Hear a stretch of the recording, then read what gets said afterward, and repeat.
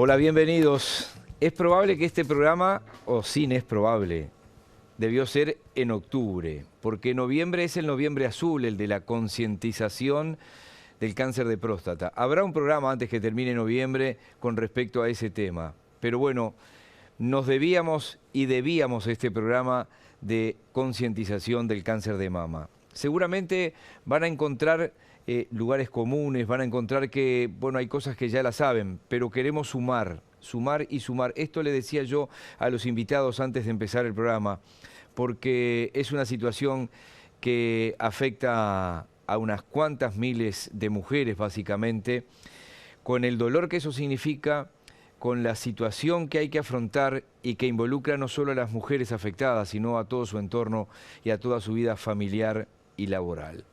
Voy a presentar a los invitados de hoy y voy a comenzar, son 3 mujeres y un caballero, pero por una cuestión de jerarquía y de agradecerle además porque es el subdirector del Instituto Nacional de Cáncer, es oncólogo, es doctor en Ciencias Médicas y magíster en Dirección de Empresas de Salud. Luis Ubillos, bienvenido. Muchas gracias por la invitación. Decía de agradecerle porque, bueno, aunque sé que ha participado en programas con la organización no gubernamental que nos va a acompañar hoy, a veces los jerarcas, él no se va a creer un jerarca, pero con las ONG no vienen. Y el tema hoy no se trata, capaz que en algún momento tienen algunas discrepancias, pero lo que se trata es de sumar, como les decíamos.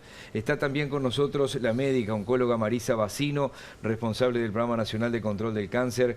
En realidad, como hablábamos con ella, sería Bacino. Marisa, bienvenida. Gracias, muy amable. Bueno, y se encuentran con nosotros también 2 integrantes de la ONG Dame tu Mano, Asociación Civil Sin Fines de Lucro, Sonia Weisrup. Sonia, bienvenida. Muchas gracias, Miguel. Es conocida por muchos de ustedes, ella se ha puesto al hombro esto hace mucho tiempo y ha logrado sumar a muchas mujeres. Miriam Rosa, bienvenida también. Muchas gracias. Bueno, vamos a ir con un disparador que ha preparado la producción y ya entramos en tema. Como decíamos, es probable que caigamos en lugares comunes, pero ustedes nos van a ayudar a profundizar, porque hablábamos también con la doctora Facino. Hay otras cosas que vamos a anunciar al final del programa que tienen que ver con los test HPV, con los controles de cuello de útero, con algo que se ha decidido con respecto a la detección precoz del cáncer de colon. Veamos lo que sigue.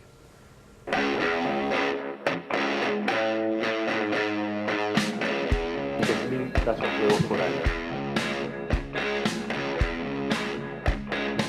Es el cáncer más frecuente en las mujeres uruguayas y aproximadamente se diagnostican 2.000 casos nuevos por año. Detectado precozmente tiene cura.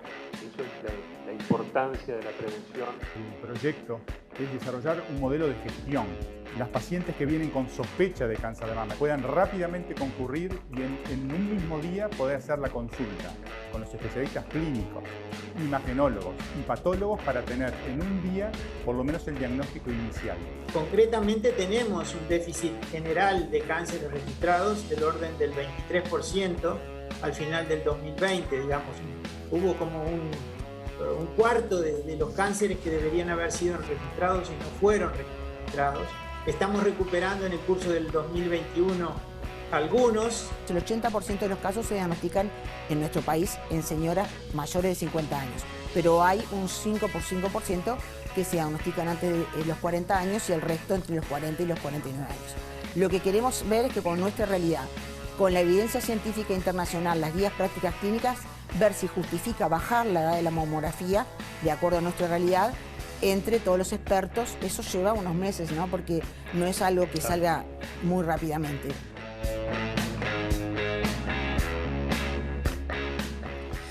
La pandemia generó una cantidad de cuestiones complicadas con lo que es el seguimiento de enfermedades en diagnósticos y también en las mamografías. Voy a comenzar con el doctor Ubillos, porque se ha hablado hasta de un 40% de déficit en la actualización de las mamografías, o esa cifra es más auspiciosa, no es tan alta.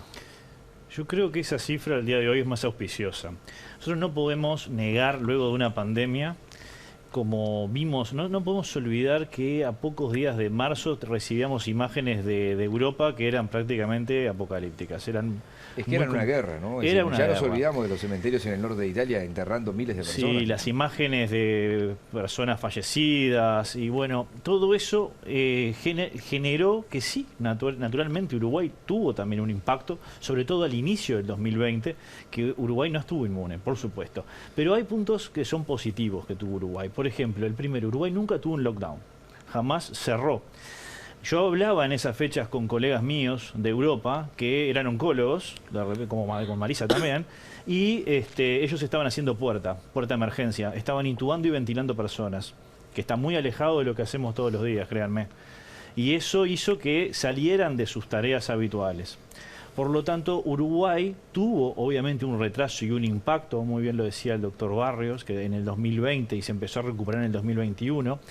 Nosotros tenemos los datos del nodo de imagen del INCA, ¿sí? Que nos mostró que bajamos en la primera etapa de la pandemia, volvimos a subir, tuvo una pequeña caída nuevamente cuando tuvimos la segunda ola, primera ola grande en Uruguay, y luego empezamos a recuperar.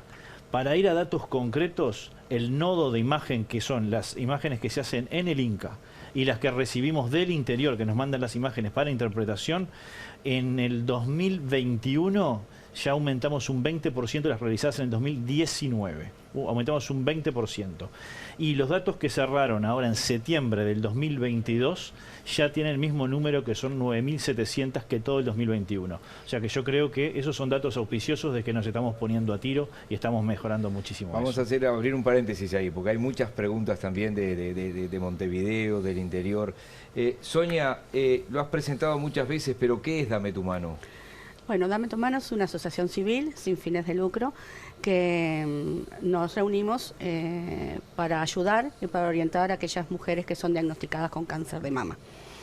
Y bueno, hoy este año cumplimos los 15 años de trabajo en forma ininterrumpida. A pesar de la pandemia, la casa cerró solamente en los 2 meses que estuvo cerrado porque no se podía salir por un tema de cuestión sanitaria, pero la casa estuvo abierta y por supuesto que vino menos gente, pero igual siguieron haciendo los tratamientos la gente que podía viajar y que podía alojarse en la casa. Porque ustedes habitualmente lo que hacen es darle alojamiento a las mujeres que vienen del interior. Exactamente, vienen por 30, 40 días a hacerse tratamientos de radioterapia, no tienen dónde alojarse en Montevideo y nosotros le brindamos un espacio totalmente equipado para que puedan quedarse mientras dure el tratamiento. Bien, vamos a ir a eso además porque después vamos a ver vías de comunicación para que colaboren con ustedes. Voy a sumar a Miriam. Más allá del sacudón personal que debes haber tenido cuando te dijeron ¿te querés sumar a esto? ¿Fue una cosa que vos decidiste o te llevaron a sumate a esto, a dar una mano? No, fue una decisión personal. Yo llegué hacia la asociación hace 6 años, después de haber pasado mi segundo cáncer de mama. Y bueno, por la misión que me enteré allí que llevaban a cabo, que era justamente recibir a esa paciente del interior, decidí unirme y bueno, me quedé y allí estoy trabajando para seguir adelante con esta labor, ¿no? Que es muy importante porque muchas personas no tienen dónde quedarse, no tienen un familiar, no tienen cómo costear una estadía y, como decía Sonia, pasan entre 20, 30, 40 días. Es que serían muy pocos los que pudieran estar 30 o 40 días costeándose una estadía. Exactamente. Si es una clase media alta o alta, si no es... Sí, exactamente. Ha llegado gente que nos dicen, pensaba renunciar al tratamiento, si no no me entero que están ustedes, yo no me iba a hacer el tratamiento de radioterapia. Y eso es muy fuerte. Sí, se iba prácticamente a dejar morir. Porque, exactamente. Permitime también un minuto, voy a sumar a la doctora Facino. Me quedé con una frase allí que estaba como disparador. ¿Es posible en un día? ¿Es posible en un día?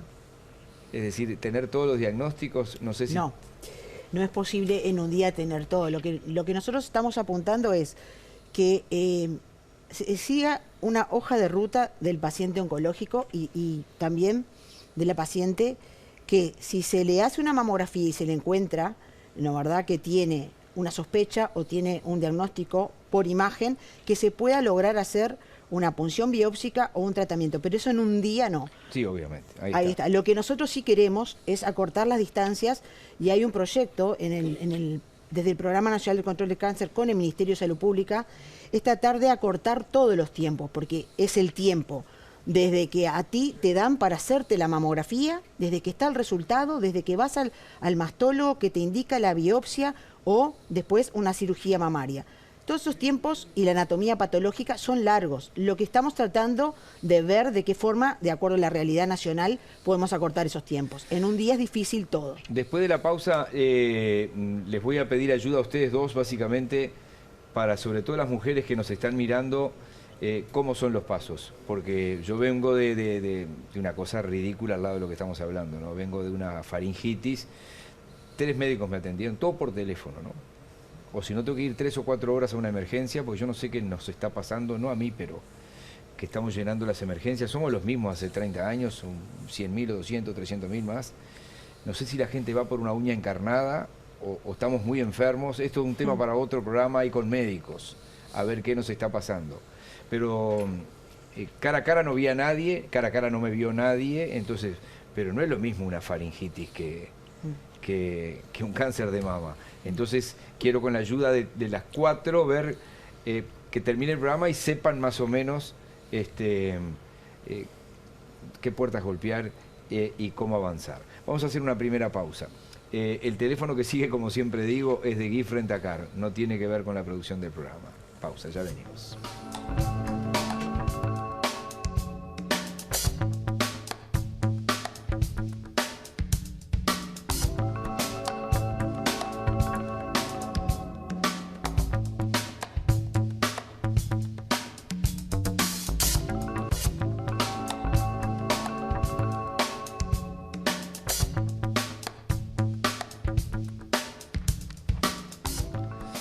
No te pierdas la nueva colección de Men's Factory, una nueva temporada, un nuevo concepto en ropa masculina. Estamos hablando de Men's Factory. Pueden ingresar ya a la web mensfactory.com.uy o directamente ir al local comercial de Avenida del Libertador y Acuña de Figueroa. En realidad de Francisco Acuña de Figueroa 1753, esa proa.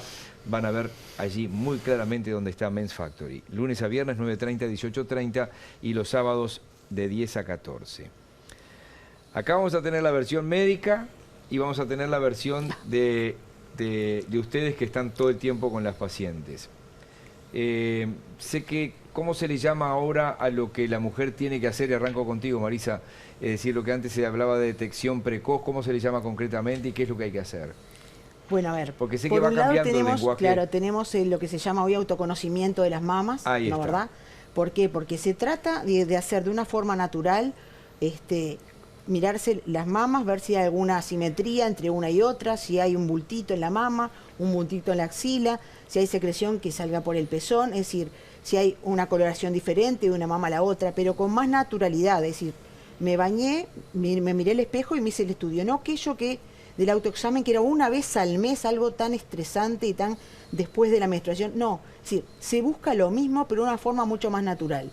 La otra opción es el control médico, periódico, y por supuesto que el otro punto importante, la mamografía, de acuerdo a las edades correspondientes en la población de riesgo promedio.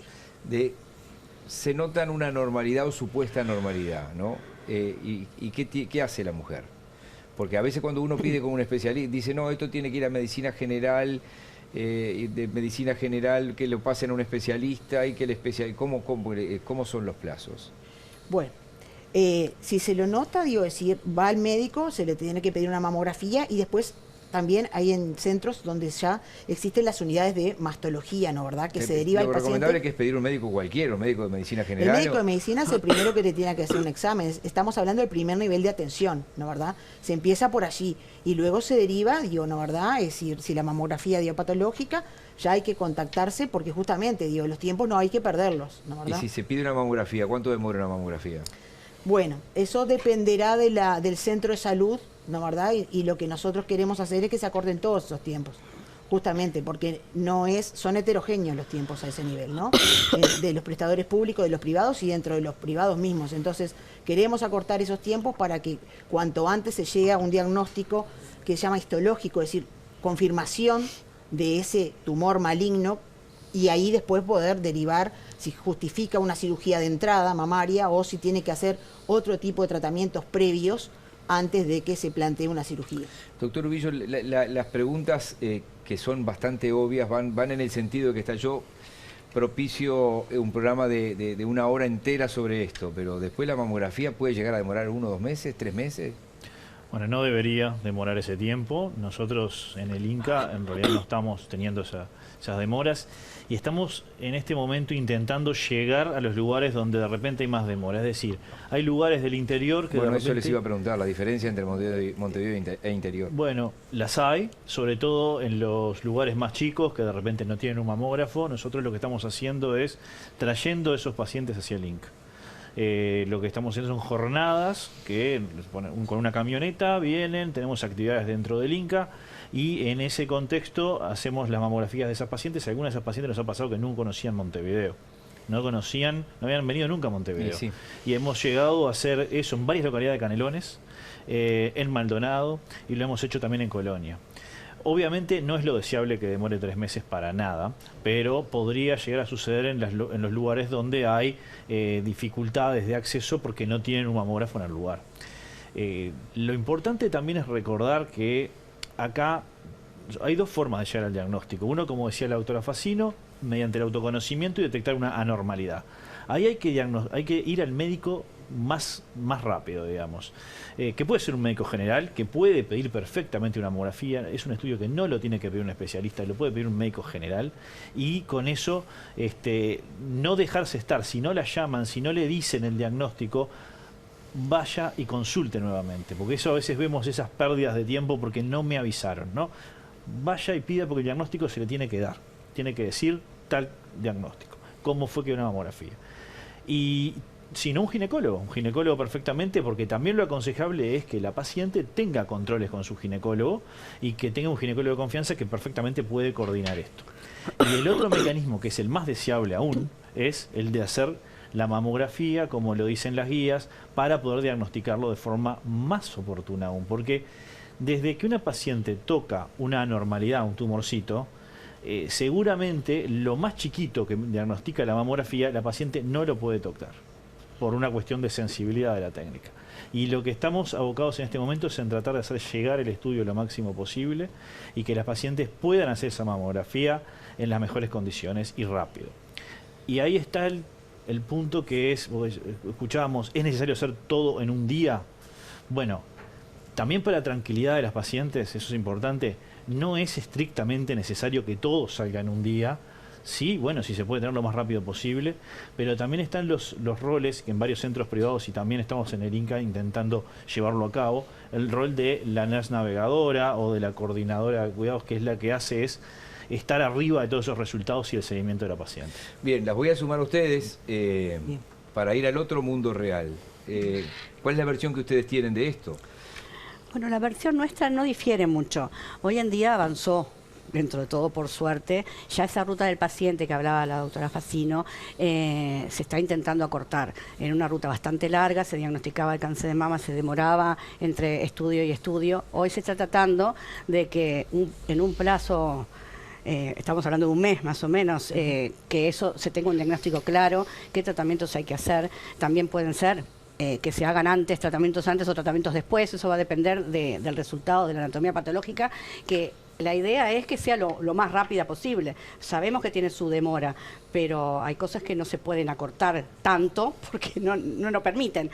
Entonces, creo que estamos en un buen camino, que se de hace 15 años atrás, yo hace 19 años atrás, más lejos todavía, a hoy se avanzó y mucho, y todo eso que estamos bregando, diciendo que hay que acortar esa ruta, se está tratando de lograr. Todo demora, la pandemia no ayudó mucho, que digamos, pero todo se va tratando de encauzar de vuelta para que esto, en un plazo bastante considerable, la persona, la paciente, esté diagnosticada para saber qué tiene que hacer o no. La mamografía la inventó un hombre, porque nunca una mujer podría haber inventado un método tan espantoso como ese.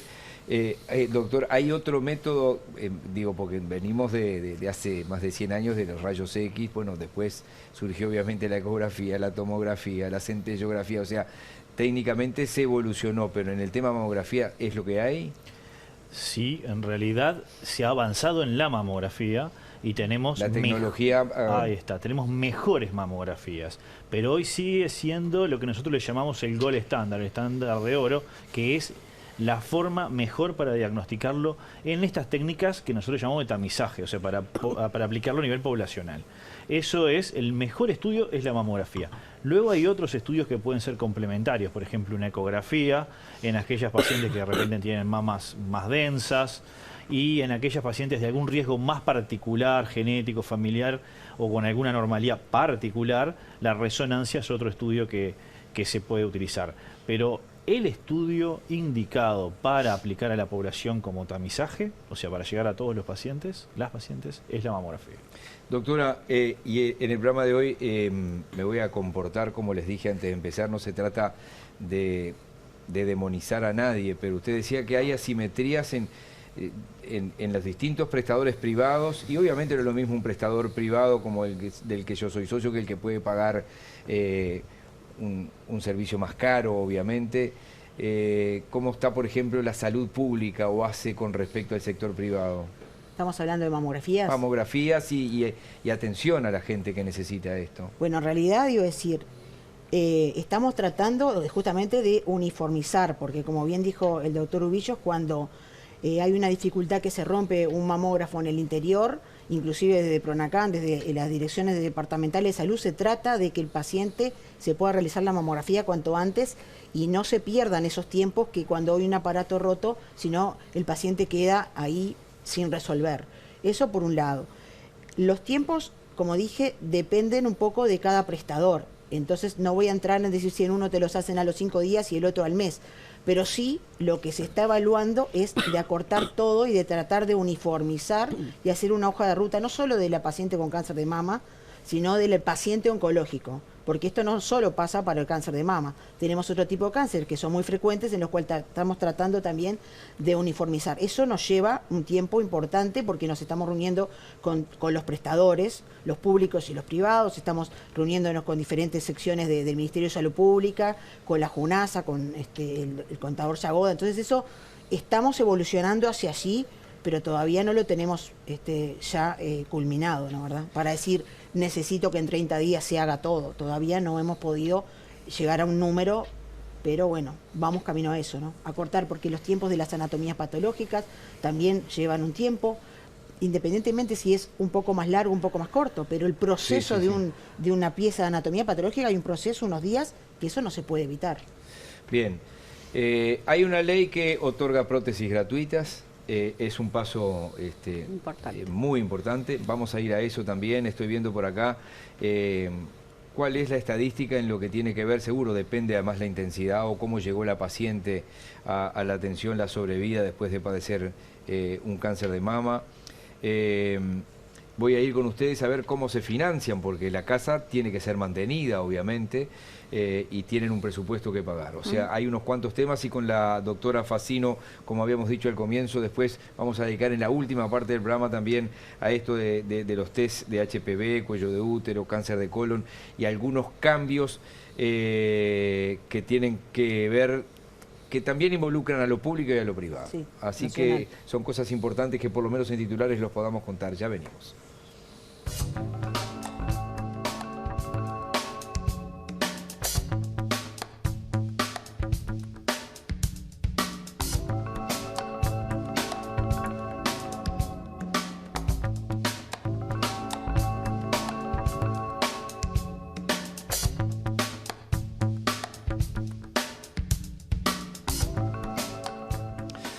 Bueno, doctor, ¿de qué se trata esta ley que otorga la o las prótesis gratuitas? Bueno, eso creo que es un enorme avance, porque si bien cada vez estamos más enfocados, ya de hace un tiempo, en que la cirugía principalmente es conservadora, o sea, se saca el tumor y tejido normal alrededor, y se va a buscar en los lugares que está disponible, que son la mayoría hoy, el ganglio centinela. Y con eso de repente ya tenemos una cirugía mucho menos invasiva y los resultados oncológicos son los mismos, luego seguido de los tratamientos de radio, eventualmente quimio y hormono, que son estándar. Pero existen pacientes todavía que ya se la hicieron o que van a, por motivos médicos, técnicos, requerir una mastectomía, o sea, hay que sacar la mama, ¿sí? Y esas pacientes, hasta el día de hoy, las que necesitaban y querían una reconstrucción y una simetrización, tenían que pagarlo de su bolsillo si es que podían. Si es que podían, por supuesto, ¿no? Que a veces es la colocación de una prótesis, o a veces se requiere también lo que llama un expansor, que es cuando quedó poco tejido entre la pared torácica y donde va a ir la prótesis, un artefacto que le va ganando lugar gradualmente para que luego pueda caber la prótesis. La buena noticia de esto es que ahora se hace de forma obligatoria para todos los prestadores públicos y privados la colocación de la prótesis y el expansor de ser necesario. ¿Esto qué es Fondo Nacional de Recursos? Esto se está viendo todavía PIES. Exacto, hoy se sea está que está armando. dentro de las prestaciones obligatorias. Sí. Sí, exactamente. Se está viendo todavía, porque esto recién hace Ya 2 está. meses que tiene, y se están en estos días diciendo cómo se van a pagar. ¿Ustedes cómo están siguiendo eso? ¿Tienen algún dato? ¿A veces tienen que intervenir y mediar como para preguntar a ver qué está pasando? No, en este momento los datos que tenemos son los que están a la vista, digamos que todos ya sabemos que se está, en algunos lugares ya se está implementando ese servicio, ¿verdad? Pero no tenemos otro diferente. Me detengo un segundo y ya voy a volver con ustedes. Ustedes tienen un presupuesto mensual con la Sí, casa, obviamente, ¿no? tenemos. ¿Cómo se financian? Y bueno, nosotros nos financiamos a través de una cuota social. Por ser una asociación civil, tenemos socios, los cuales pagan 600 pesos anuales para hacerse socio, y a través de nosotras, que todas somos socias honorarias, porque ninguna recibe ninguna compensación por estar trabajando en Dame tu Mano. O sea, pagan pero no les pagan a ustedes, No, obviamente. no, nosotros somos todos iguales, o sea, los socios son socios colaboradores, socios activos. Con esa cuota social nosotros nos mantenemos, y por supuesto que con 2 eventos a nivel grande, que es un bingo solidario y una masterclass de Zumba, que lo hacemos el año que viene va a ser el 10º bingo, que eso nos permite mantenernos durante toda la pandemia, nos permitió mantenernos gracias a ese bingo. Han estado saliendo allí en las vías de comunicación de los teléfonos, incluso como para poder colaborar, porque de repente alguien dice, bueno, yo no tengo 600 pesos, tengo 10.000 pesos para darles. Bueno, bienvenidos. Porque puede ser, siempre hay no los vamos a nombrar a la empresa, porque no quiero decir que alguna empresa ponga porque aparece en la tele, simplemente es con ellas que se tienen que contactar. Esto no es con ironía, esto es la realidad. A veces da resultado que, como los mencionan, hay gente que pone, hay veces que no los nombran, no ponen. Esto corre por mi cuenta. Doctora, nos están viendo desde todos puntos del país. Entonces, ¿cómo es el camino de la prótesis? ¿Se le informa al paciente o el paciente, escuché en un programa de televisión que tengo derecho a una prótesis? ¿Cómo es el camino? No, es decir, ya está el decreto, se ha tratado de todos los medios de difundirlo, ¿verdad? Desde el ministerio, las redes, en todos lados está. Hay que, como se dice ahora, alfabetizar al paciente, es decir, empoderarlo, que tenga conocimiento, porque hoy esa opción existe. Después, si el paciente o la paciente, no la quiere tomar, es otra historia, pero el prestador tiene obligación de ofrecerla. De los 2.000 casos de cáncer de mama que tenemos, más o menos el 60-70% se diagnostican en estadio 1 y 2, estadios tempranos. Y de esos, como bien dijo Luis, la mayoría se hacen cirugía conservadora, es decir, que ni siquiera pasan por una extirpación de toda la mama, que se llama mastectomía radical. Así que apuntamos inclusive a un grupo pequeño de pacientes que hoy, lamentablemente, tienen ese diagnóstico y hay que hacer ese tipo de cirugía. Esto surge porque toda mujer que trabajaba, o que trabaja y aporta a FONASA y al BPS, tenía la oportunidad y era gratuito, pero vos te jubilabas, tenías 61 años, ahí está, tenías 61 años, te diagnosticaban un cáncer, con lo que eso significa para la mujer, desde el punto de vista psicoemocional, te disminuyen tus ingresos porque pasaste a ser jubilada, y todavía tenías que afrontar esa prótesis porque no estaba cubierta. Entonces se hizo todo un informe desde el ministerio para tratar de que fuera homogéneo para todas, desde el punto de vista público, privado, e independientemente si trabajaras o no. Porque además una mujer, aparte del golpazo de esto, aportó 40 años de repente, y dice, no, por 3 días no te corresponde la prótesis. Por eso. Eso ahora está ahora sí. Sí. Y en el interior, por ejemplo, repito, se determina y la institución dice sí, pero no en todos lados de repente la ponen. ¿Cómo es? No, la tienen que poner. No, la tienen que colocar. Y si tienen que hacer el traslado del paciente a otro lugar. Bueno, eso digo, sí, en el interior acá se manejan también con uno de los sanatorios centrales que hay, que digo que... Sí, claro. No, ahí lo que puede pasar es que para la reconstrucción necesite un plástico, no siempre es el mismo cirujano que opera, el que reconstruye, y lo que puede pasar, en ACE se está hablando de eso justamente, que vayan a centros donde tengan toda la estructura. O sea, estamos hablando de ACE en particular, que es la misma empresa, digamos, el mismo prestador de salud, y se puede ir a un lugar donde sí se tenga un plástico que lo pueda hacer de forma correcta.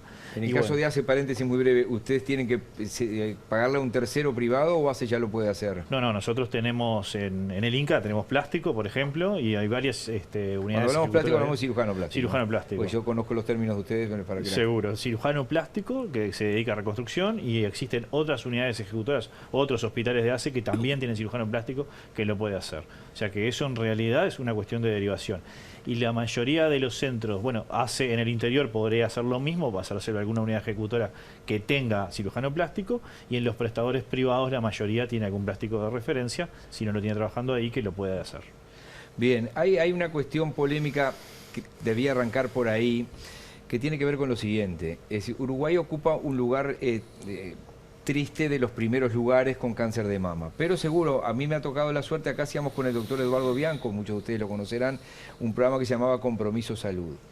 Y algunos médicos, colegas de ustedes, nos decían, una de las muy buenas cosas que tiene Uruguay, que a veces terminan siendo muy malas, son que está muy sistematizado y muy controlado, entonces las estadísticas, a pesar de que allí alguien decía que hay un déficit de cánceres registrados, es muy buena la estadística. Es un país chico, con poca población, que no tiene cordillera, que no tiene selva. Entonces seguro, están todos los casos registrados. Es nacional. Seguro. Claro. Entonces eso a veces nos juega a favor porque es muy bueno el informe, pero muy malo porque seguro... No, igual sigue siendo bueno. Sigue siendo bueno porque tener un registro nacional del cáncer es un orgullo del país. Porque en la región, por ejemplo, se habla de registros nacionales y vos tenés en Argentina provincias que están muy bien registradas y otras que no. Porque lo que tú decías, la selva, está en Brasil, digo, ¿no, verdad? Y en otros países, es decir, hay un subregistro aquí mismo en la región. Nosotros tenemos un registro nacional del cáncer, de la Comisión Honoraria de Lucha contra el Cáncer, que está auditado por un registro internacional de la IARC, y estamos con un nivel A. ¿Por qué? Porque se registra todo. Es verdad lo de la pandemia, ¿está? Pero eso no implica de que el registro nuestro nos permita inclusive al Ministerio a tomar e implementar acciones en política de salud del cáncer. Es brillante, doctor. No importa. Yo creo que coincido con Marisa que en realidad es bueno, porque en realidad lo mejor fue un poco una ironía, ¿no? Decir que una cosa que es tan buena nos ubica en un lugar muy malo cuando hay países que capaz que tendrían que estar peor que nosotros. Porque lo que tenemos que entender es el dato y de dónde surge el dato. El dato surge de tener un muy buen registro. Creo que los uruguayos tenemos que estar orgullosos del registro que tenemos, y además de eso obedece a una situación epidemiológica que compartimos con los países desarrollados. A Uruguay no le pasa nada distinto de lo que le pasa epidemiológicamente a Estados Unidos, a Europa Occidental, a Australia. En realidad tenemos... características del primer mundo. Sí, claro, características del primer mundo, que tenemos otras patologías solucionadas, principalmente las transmisibles, y que nos da tiempo a tener una población que envejezca lo suficiente para tener una enfermedad oncológica, y la más frecuente es cáncer de mama. Doctora, para terminar este penúltimo bloque, hay cosas que pueden ser obvias, es decir, no hay sedentarismo, no fumar.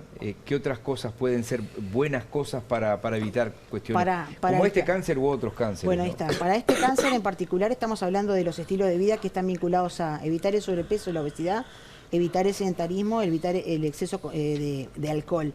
No tanto el tema del tabaco puntualmente para el cáncer de mama, sí para otro tipo de tumores. Y esto está bueno porque este tipo si uno actúa sobre estos estilos de vida, también lo que hace es actuar sobre factores de riesgo que también comprenden a otras enfermedades de nuestro país, como las cardiovasculares, como las enfermedades respiratorias, como la diabetes, que entre ellas más el cáncer ocupa el 70% de las muertes en nuestro país. Así que actuando sobre los estilos de vida tenemos casi que entre un 30 a un 40% de cáncer que se pueden prevenir, eso a nivel mundial, y bueno, tenemos que adoptarlo también a nivel nacional. Bien, vamos a hacer la última pausa. No sé, en la pausa ustedes vayan pensando, no me puedo ir sin decir tal cosa, no sea cosa que en la puerta, ay, me olvidé de tal cosa, alguna cosa que ustedes quieran agregar, que voy acá a dedicar con la doctora y con el doctor también a otra pata que confieso, por ignorancia propia de cómo se está avanzando en otras cuestiones que son muy importantes, me pareció importante sumarlas para el último bloque. Ya venimos.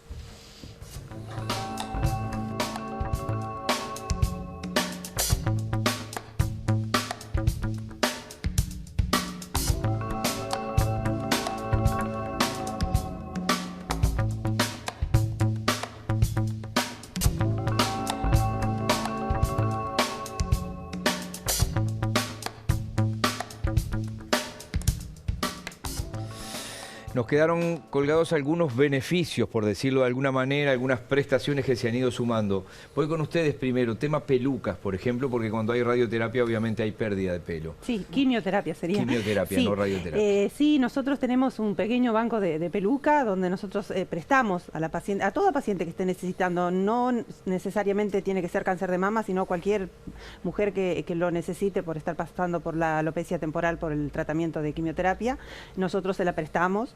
Y eso es algo también que afecta mucho a la mujer, ¿no? Porque no solo... Porque ahí también es solo para las activas, las que están trabajando. Exactamente. Las jubiladas no. Sí, exactamente. BPS tiene un sistema de que le brinda la peluca a la persona que está activa, si no, no. Y bueno, generalmente, como hablábamos también de las prótesis, esto pasa después de que la persona ya no está activa, o pueden ser mujeres que también no están en el sistema trabajando, ¿verdad?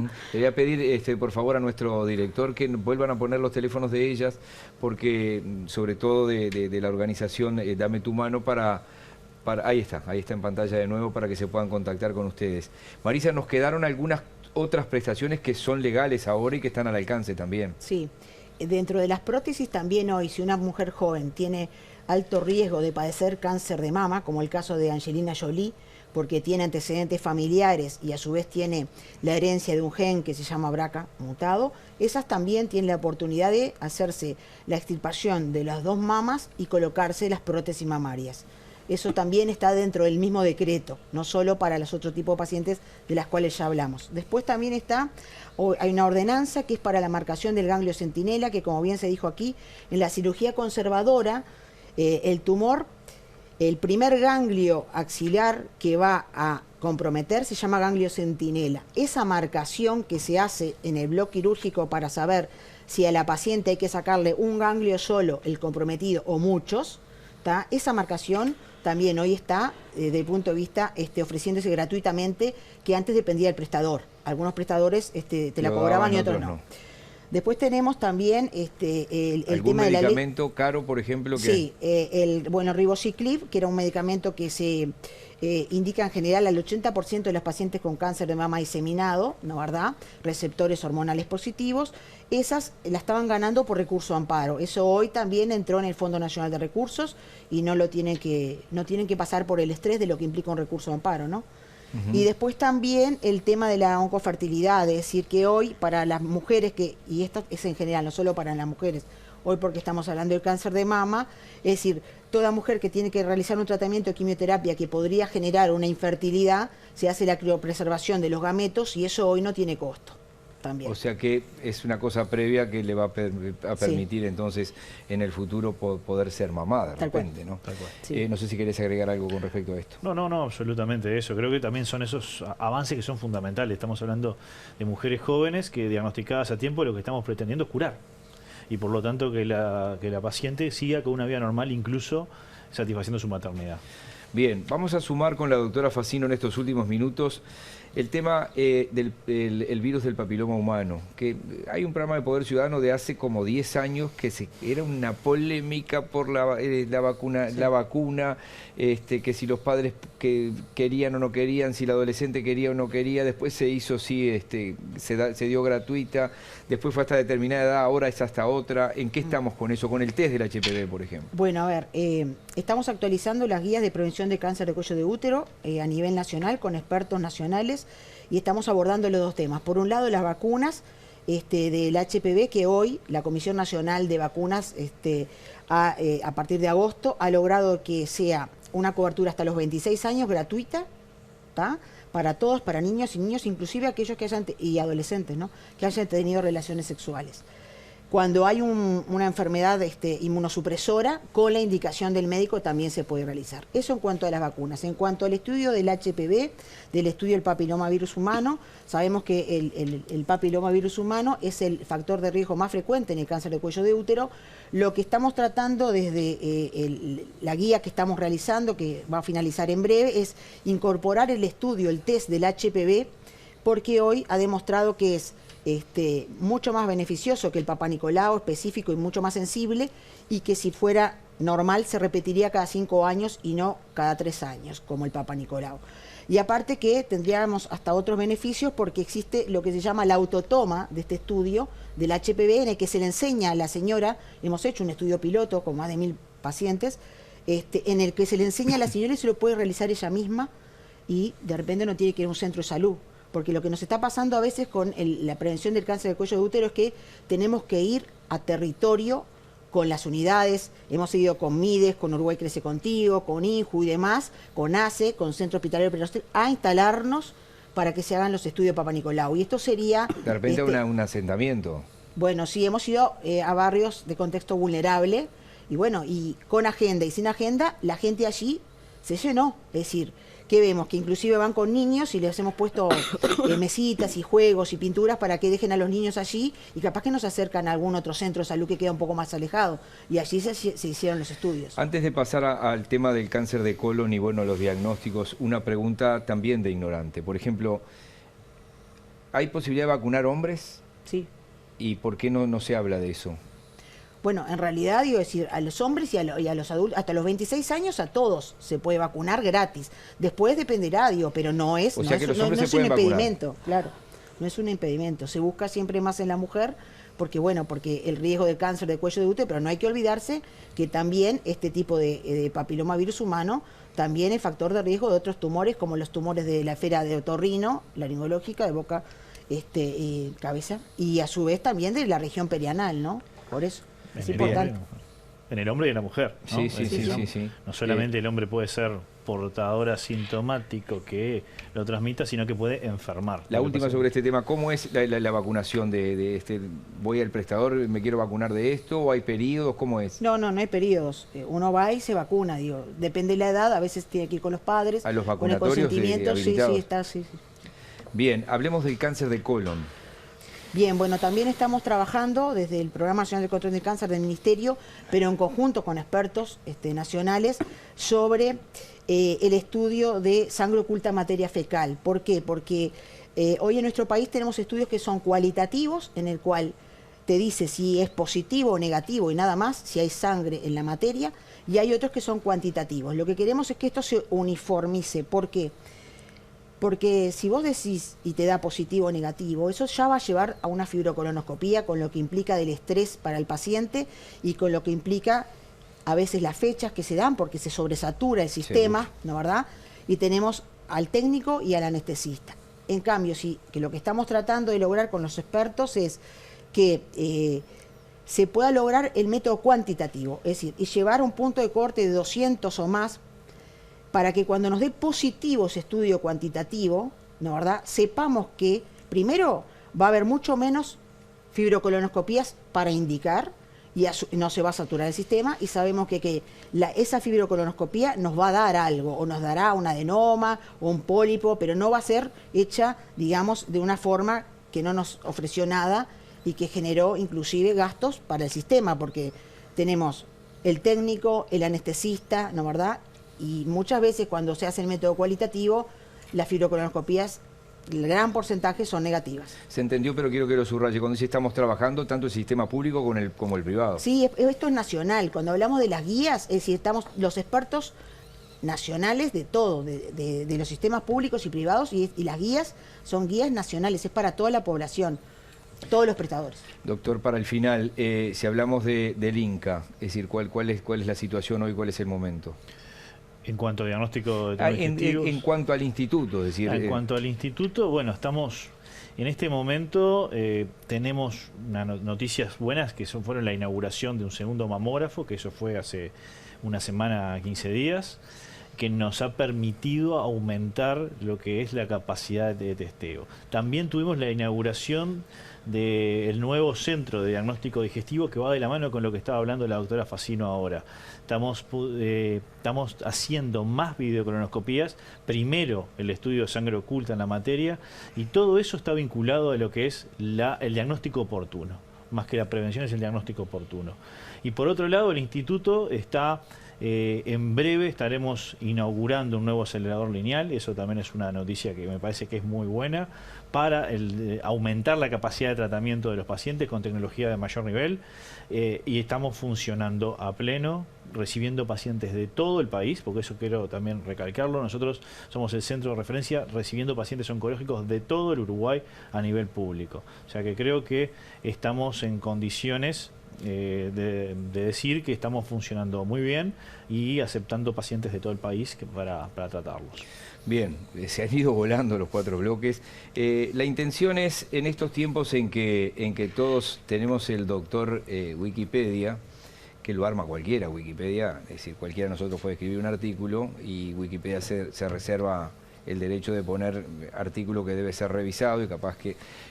la idea era, primero, que ustedes tuvieran oportunidad de compartir esta mesa, agradecerles una vez más lo que hacen. Gracias. Después de los golpazos que han tenido en su vida personal, nadie mejor que ustedes saben por lo que han pasado y pasan, y por lo que hacen, y que con 2 técnicos de primer nivel y que están todo el día trabajando en el tema, dejemos la computadora y el celular y podamos escuchar a los que hicieron 6 años de escuela, 6 de liceo, 10, 12, 14 de facultad, ¿no? O sea que gracias por haber venido, por favor, porque está bien que uno se ayude mirando, porque ¿por qué no voy a mirar del otro lado? ¿Y por qué no voy a mirar? Y sí, tiene razón, obviamente, yo también miro, pero miro, nada más. Después escucho a los que saben. Muchísimas gracias. Gracias a ustedes. Gracias a ustedes. Gracias. Y a ustedes, habrá también un programa, sé que a veces son, ay, están hablando de cáncer, me voy, y sí, es probable, sí, uno puede ser como el avestruz y esconder la cabeza, pero vamos a hablar también del cáncer de próstata, porque los machitos somos muy gallitos, que rima, machito con gallito, y nos cuidamos poco, nos analizamos poco, nos estudiamos poco, y bueno, vale la pena escuchar también. Hasta la semana que viene.